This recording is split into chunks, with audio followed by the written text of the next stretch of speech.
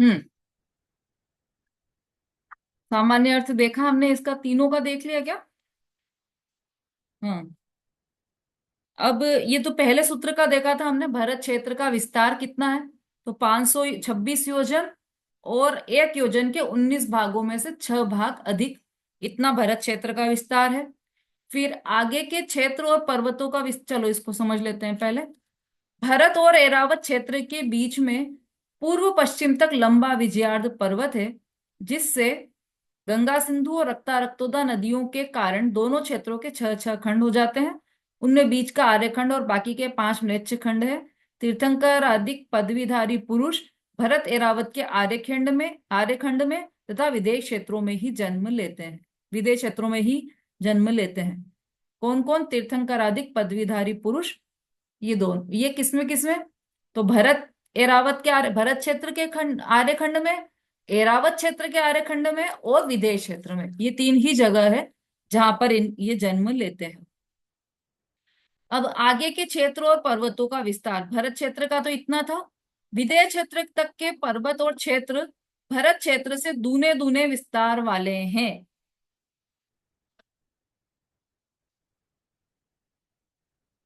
तत् द्विगुण द्विगुण विस्तारा विदे वर्ष वर्षधर वर्षा विदेहांता। अब विदेहांता मतलब विदेश क्षेत्र की पर्यंत, विदेह के अंत तक मतलब विदेश क्षेत्र के पर्यंत तक के। वर्षधर वर्षा, वर्षधर वर्षा का अर्थ बहुत अच्छी तरह से समझ में आ गया होगा अब तो आपको, है ना? वर्षधर मतलब क्षेत्र, वर्षधर मतलब पर्वत, और वर्षा मतलब क्षेत्र।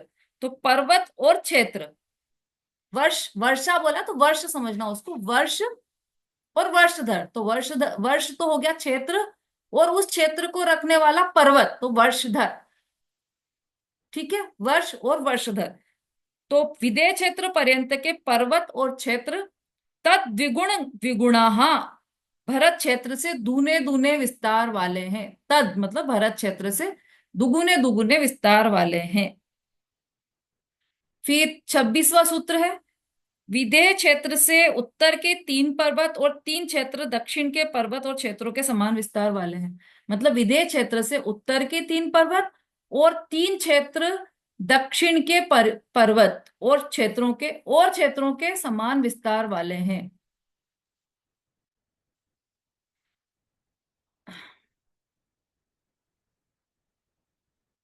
मतलब जो विदेह क्षेत्र है ना, उसमें उत्तर के जो 3 पर्वत और 3 क्षेत्र हैं, उतने ही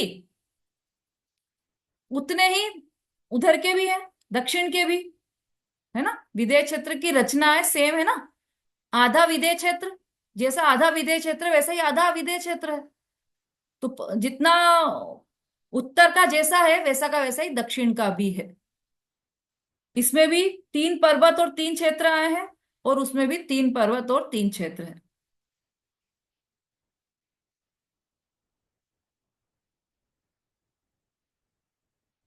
विदेश क्षेत्र के आगे के पर्वत ये अपन समझ चुके हैं पहले ही। ठीक है, अब इस चार्ट पर आ जाइए। 261 पेज पर चार्ट जो दिया है उसमें आ जाइए आप। क्षेत्रों और पर्वतों का प्रकार नीचे प्रमाण है।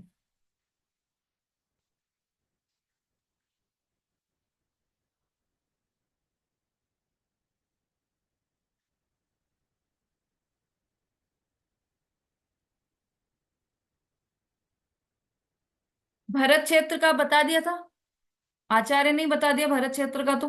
526 और 6/19, ये आपको शायद किसी किसी ग्रंथ में दिखाई नहीं दे रहा होगा। 6/19 है, 6/19, ये भरत क्षेत्र का विस्तार है।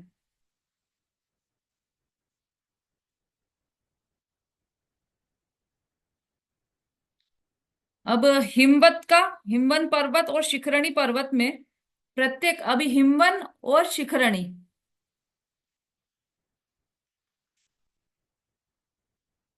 इनका सेम सेम रहेगा। ठीक है, तो हम दोनों को साथ में लेके चलेंगे। हिमवन पर्वत और शिखरिन पर्वत में प्रत्येक का विस्तार 1052 एवं 12/19 योजन है। 1052 और 12/19, 19 में से 12 भाग है। तो ये भारत क्षेत्र से कम है या ज्यादा है? हम्म। ललिता जी। हाँ दीदी, यही समझ में है। इसमें भी 19 योजन बोला और इसमें भी 19 योजन बोला, अरे लिखा। 19 योजन थोड़ी है। 19 भागों में से इसमें 6 भाग थे, इसमें 12 भाग हैं। 12 भाग है, एक में 6 भाग है, 19 में से 12 भाग है। 19 में से 12 भाग हैं इसमें हिमवन पर्वत में। हाँ और वो पहले की भी तो यही। संख्या बदली है, उसमें 526 था और इसमें 1052 है। 12/19 है। 12/19 है। मैं समझी 19 योजन, समझी मैं, मेरी समझ में। नहीं नहीं, 19 योजन नहीं है। और उसके पहले भी संख्या दी है ना, तो 19 योजन कैसे होगा? 526 योजन। इसीलिए। और उसके साथ में 6/19 योजन है। हाँ तो वो इसीलिए मैंने पूछा, समझ में नहीं आई, यहाँ 19 योजन तो यहाँ कैसे हुआ ये। हाँ, अभी ये ठीक। देखो इसमें लिखा है ना, विदेश क्षेत्र के आगे के पर्वत और क्षेत्रों का विस्तार, इसमें डबल डबल हम्म, है। दूने दूने विस्तार वाले हैं सारे क्षेत्र।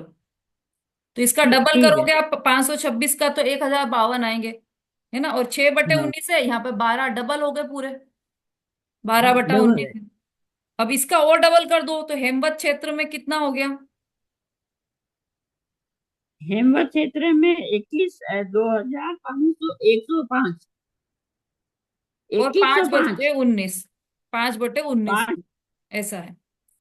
अब महाहिमवान पर्वत में भी आठ चार हजार चार हजार सौ दो सौ इक्कीस दस मतलब ये पहले वाला जो हेमवत क्षेत्र था, उतना ही हिरण्यवत क्षेत्र है।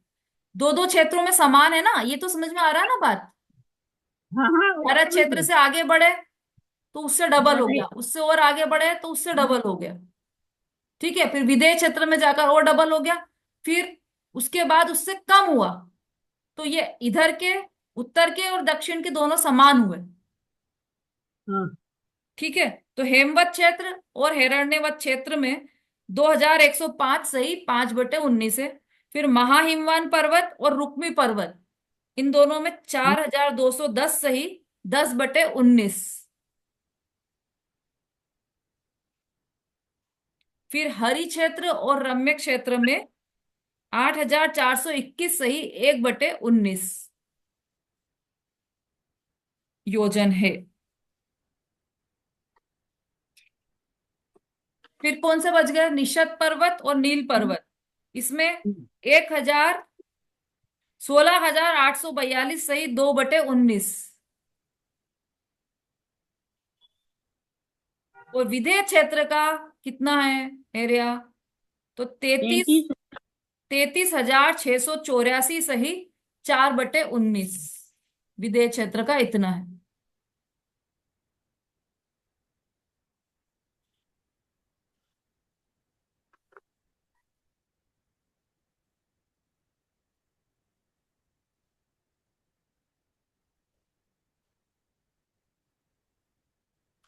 ठीक है, ये सब चार्ट में अच्छी तरह से लिखा हुआ है। एक बात और, जहां भी कुलाचल शब्द आए उसका अर्थ पर्वत समझना है आप, क्योंकि पर्वत को ही कुलाचल कहते हैं। और वर्षधर आए तो वो भी पर्वत है, वर्षधर मतलब जो क्षेत्र को बांटने वाले पर्वत है वो वर्षधर कहलाते हैं। जैसे विजयार्ध पर्वत है, तो वो वर्षधर नहीं कहलाएगा, क्योंकि उसने क्षेत्र को बांटा तो है, पर ऐसा उन जो बड़े क्षेत्र है उनको नहीं बांटा है। भरत क्षेत्र को बांटा है, एक क्षेत्र के अंदर है वो।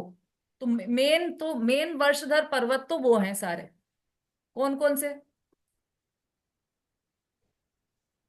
मेन वर्षधर पर्वत कौन से हैं? हम्म। वर्षधर किसको बोला है, सुषमा जी? हिमवन।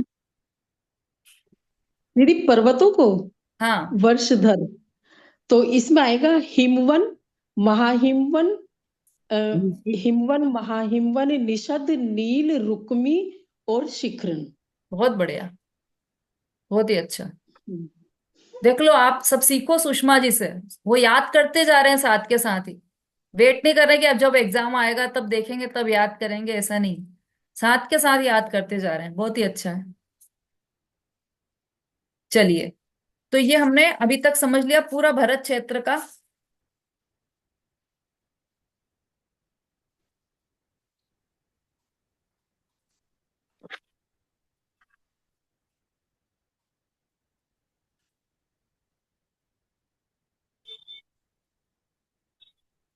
मतलब मध्यलोक के वर्णन में 7वें से लेकर हम अभी पहुंच गए हैं 26वें सूत्र तक। अब 27वां सूत्र आने वाला है। अच्छा, इसमें किसी को कोई शंका हो तो पूछ सकते हैं।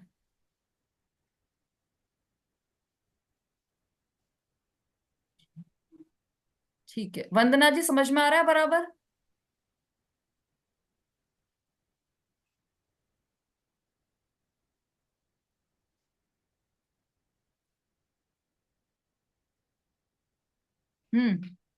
बोली। दीदी जय हिंद। जो अभी आपने बताया ना, ये इनकी संख्या इतनी है, जो भरत क्षेत्र और हिमबान पर्वत है, तो हाँ उनका ही योजन दिया है ना, 526 हाँ हाँ बटे 6 6 बटा 19 योजन। और हाँ। पर्वत हिमबान पर्वत है, इसमें 10,052 बटा 12 बटा 19 योजन है। तो हम्म। ये भरत क्षेत्र का विस्तार है और हिमवंत पर्वत का है, और इसमें नदियां भी दी हैं। जो हमारे पास बुक है ना, उसमें नदियां भी हैं इन लोग के बीच में। 2802 नदियां हैं इन लोग के बीच में। अच्छा, ठीक है ठीक है ठीक है, अच्छी बात है वो। ठीक है, ऐसे तो अब देखो बहुत सारी चीजें हैं। हाँ, तो तो मतलब हम जो समझा है उतने ही समझ रहे हैं। नदियों का फिर दिमाग में रहती भी नहीं है। आप जो पढ़ रहे हैं वो तो ठीक है, समझ आ रहा है, लेकिन याद तो नहीं रहता है इतना, ये सारा हाँ, कुछ। नहीं अभी आप और ग्रंथ में जाएंगे ना तो और भी चीजें दी है उसमें। हाँ जैसे जी अभी यहाँ पर जी जी। क्षेत्र, पर्वत, फिर नदियां, फिर उसकी हाँ सहायक हाँ हाँ। नदियां, सबका सबका बहुत जी सारी चीजों का दे रखा है। फिर कमल, सरोवर, बहुत सारी चीजें हैं। हाँ। तो इसलिए हम क्या कर रहे हैं यहाँ पर कि जो मेन मेन है, जो हम्म। मतलब जानने योग्य तो सभी है, पर जितनी हाँ हमारी जी हाँ बुद्धि जी। है बस उतना उतना ही कर रहे हैं अभी अपन। बिल्कुल। है ना? तो इसकी रचना तो बहुत विस्तृत है और एक एक का नाप। गजब की बात तो ये है कि देखो हम्म। आप, आचार्य ने क्या कमाल किया है। एक एक चीज की कैलकुलेशन दी है बराबर। और अब जिसमें से तो हम कुछ कैलकुलेशन अभी पढ़ भी नहीं पा रहे हैं, इतनी जबरदस्त कैलकुलेशन दी है उन्होंने। और एक कैलकुलेशन भी ऐसी है कि एक कैलकुलेशन दूसरी जगह से कहीं से भी कट नहीं रही है। तो बिल्कुल प्रामाणिक बात है। अभी आप देखो क्या कैलकुलेशन में बताऊं आपको। मतलब वो उनमें प्रपात है और वो उन चर्चाओं में तो मैं गई ही नहीं हूं अभी। अब ये जो वो विजयार्ड पर्वत पर जो दो श्रेणियां गई थी ना, उनमें कितनी नगरियां हैं? तो 110 नगरियां हैं। उन नगरियों के कोट, दरवाजे, गृह, मार्ग की गलियां, ये सब कैसी है, ये सब इतना सारा उसमें दिया है। पृथ्वी से 10 योजन ऊपर दक्षिण उत्तर में विद्याधरों की ये दो श्रेणियां हैं। ऐसे करके बहुत सारा डिटेल दिया है। जो हम पढ़ने से घबराएं, इतना ज्यादा इसमें डिटेल दिया है।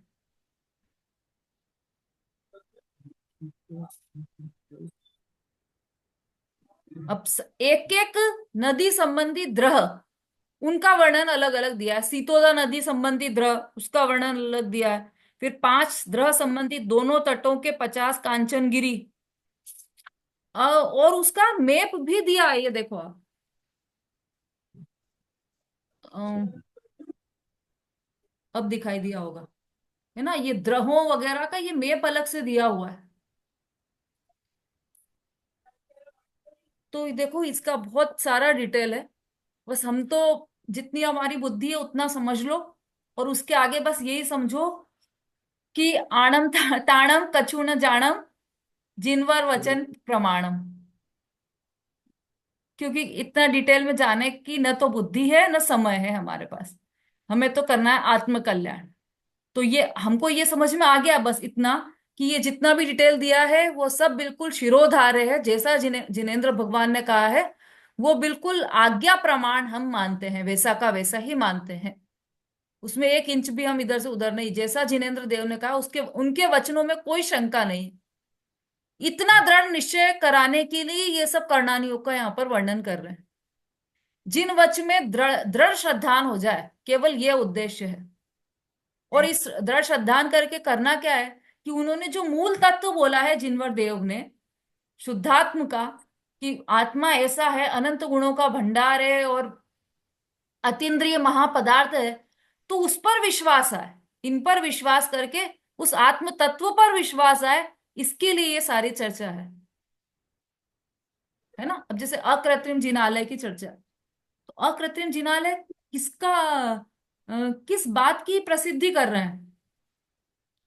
अकृत्रिम चैत्यालय इस बात की प्रसिद्धि कर रहे हैं कि जैसा ये अकृत्रिम चैत्यालय है, इसको किसी ने भी नहीं बनाया है, ऐसा ही चैतन्य महापदार्थ अकृत्रिम में भी बना बनाया हूं, मुझे भी बनाने वाला कोई नहीं है। जैसे उस प्रतिमा को, उस मंदिर को बनाने वाला कोई नहीं था, और उसका अनादि से है वो प्रतिमा है और अनंत काल तक रहेंगी, वैसे ही मैं भी अनादि से हूं और अनंत काल तक रहूंगा। इस विश्वास के लिए वो इसकी प्रसिद्धि करता है वो अकृत्रिम चैत्यालय, है ना। और यदि वो जितने भी अकृत्रिम चैत्यालय जिनालय हैं, उन सब में यदि वो बने क्यों है? दर्शन करने के लिए बने। अकृत्रिम चैत्यालय का उपयोग क्या है? कि वहां पर जीव जाए और दर्शन करे। तो मनुष्य गति का नहीं जा पा रहा है तो देव गति के जाते हैं वहां पर, है ना। हमारे आदरणीय बाबूजी थे, तो वो ऐसा कहते थे कि जैसे जिन मंदिर बनवाया हमने, और खूब बड़ा जिन मंदिर बनवाया, लेकिन यदि उसमें पाठशाला नहीं लगती है तो वो चैतन्य शून्य, बस एक केवल बिल्डिंग के समान हो गया। वहां कोई दर्शन करने नहीं आ रहा है, वहां पे कोई स्वाध्याय नहीं चल रहा है, तो फिर क्या बच गया? तो जीता जागता चैतन्य सूर्य वहां पर हो। वो इतने खुश होते थे छोटे छोटे बच्चे जब मंदिर में आते थे, पाठशाला में आते थे, तो उनको कि असली चैतन्य, असली जिनदेव तो ये हैं बच्चे, इनका ही चमत्कार। ये नहीं हो तो सब मंदिर सूने पड़े, और बच्चे आ जाए तो वही मंदिर खिलखिलाने लगता है। क्योंकि वो मंदिर किसके लिए है? ये बताने के लिए कि जैसे जिनेंद्र भगवान विराजमान है वैसे ही आप भी हो, और आप यदि पुरुषार्थ करो तो ऐसे ही जिनेंद्र भगवान आप भी बन जाओगे। ये बतलाने के लिए वो जिन मंदिर बने हैं। और ये जो सारी चर्चा हम कर रहे हैं कर्णान योग की, व्यर्थ नहीं है। जैसा जिनेंद्र देव ने कहा है वैसी की वैसी ही चर्चा है, और उसका वैसा का वैसा ही ज्ञान होना बहुत अच्छी बात है। लेकिन जिसकी जितनी बुद्धि है उतना तो ज्ञान वो करेगा, लेकिन बुद्धि आगे नहीं दौड़ पा रही है हमारी, तो हम क्या करें कि बाकी के लिए नमस्कार करते हैं हम जिनवाणी को, कि हाँ, बिल्कुल जैसा आपने लिखा है जिनवाणी में लिपिबद्ध है वो हमारा शिरोधार्य है। लेकिन हमारी कमजोरी यही है कि हम उतना पढ़ नहीं पा रहे हैं, उतना समय नहीं दे पा रहे हैं, उतनी बुद्धि नहीं लगा पा रहे हैं, तो ये हमारी कमजोरी है। ठीक है। और ऐसा नहीं है कि भाई ये पढ़ना व्यर्थ है। जो जितना पढ़ रहा है कर्णान युग का, जितना बड़ा ज्ञाता है, बहुत अच्छी बात है। वो भी अनुकरणीय है कि वो इतना समय और इतनी बुद्धि लगा रहे हैं उसमें, कर्णान युग में, वो भी बहुत अच्छी बात है। लेकिन उसमें से भी मूल तत्व पकड़ना चाहिए हमें, कि हम क्या चाहते, क्या है, इससे हमारा क्या प्रयोजन भाषित है इसमें। तो इसमें तो हमारा तो यही प्रयोजन भाषित हो रहा है कि हम, यदि एक व्यवहार मतलब सामान्य दृष्टि से देखा जाए, तो हम सब इन सब अकृत्रिम चैत्यालयों की वंदना हम यहीं से करते हैं, बैठे बैठे करते हैं। हम जो मंदिर में विधान करते हैं, नंदीश्वर जी की पूजा करते हैं अष्टानिका में, उसमें हमें बिल्कुल वो अकृत्रिम जिन चैत्यालय दिख जाते हैं, क्योंकि हमने ये कर्णाली में पढ़ रखा है कि कितनी कितनी दूरी पर किस किस तरह से बने हुए हैं ये मंदिर। तो हमें उनके दर्शन साक्षात जैसे होने लग जाते हैं। एक तो ये है। और दूसरा, हमारा प्रयोजन इसमें से ये निकलता है कि हम भी ऐसा ही पुरुषार्थ करें, और हम भी केवल ज्ञान प्राप्त करें, और उसमें केवल ज्ञान में ये सारे जिन मंदिर, जिन चैत्यालय, ये सब सहज रूप से परिलक्षित हो जाए हमें। और केवल ज्ञान कब होगा? जब अपने आत्म स्वरूप का ज्ञान होगा, तब केवल ज्ञान होगा। केवल ज्ञान की वांछा करने से केवल ज्ञान नहीं होगा, है ना। चलिए, बातें बहुत सारी हैं, समय भी बहुत हो गया हमारा, तो अब 24। हाँ, मैं विशेष बात ये कहने वाली थी कि ये जो 26 सूत्र हुए हमारे, इसके बाद अब जो सूत्र आने वाले हैं, 27वें नंबर का जो सूत्र आने वाला है, वो अपने आप में एक विशेष ही सूत्र है। और समझ लीजिए, एक तरीके से कह सकते हैं कि बड़ा खतरनाक सूत्र है। खतरनाक मतलब वो उसमें काल का वर्णन आने वाला है, जो सुनकर हम डर जाते हैं, जिसको सुनकर हमारी मतलब रोंगटे खड़े हो जाते हैं। ऐसा वर्णन अब आने वाला है। तो 6 काल का वर्णन, 6 काल कैसे होते हैं हमने सुना, अभी तो हमने ये सुना था कि विदेह क्षेत्र में हमेशा ही चतुर्थ काल रहता है। और ये भी, इतना भी हमको पता है कि हम 5वें काल में हैं, इतना तो हमको पता है। पर और क्या क्या काल होते हैं, कहाँ कहाँ पर काल का परिवर्तन होता है, किस किस क्षेत्र में, ये सब आगे आने वाले सूत्रों में भी बताया जाएगा। कल की चर्चा हमारी विशेष रहेगी, तो ये कल काल का आप थोड़ा पढ़कर भी आइए, पर लेकिन कल समय पर आइए बिल्कुल। और जो एब्सेंट है उन्हें भी बताइए कि कल काल का विशेष चलने वाला है, इसलिए कल जरूर आए कल की कक्षा में। चलिए जिनवाणी स्तुति ले लेते हैं अभी हम। जावाणी के ज्ञान से सूझे लोकालोक, सोवाणी मस्तक नमो सदा देत हूँ ढोक। बोलिए जिनवाणी माता की जय, महान जैन धर्म की जय हो, आचार्य उमा स्वामी की जय। जय हो। जय जय जी। हो। जय जिनेन्द्र दीदी। जय जिनेन्द्र जय सभी को। जिनेन्द्र। सभी को जय जय जिनेन्द्र। जिनेन्द्र सभी को। जय जय जन जिनेन्द्र। सभी को।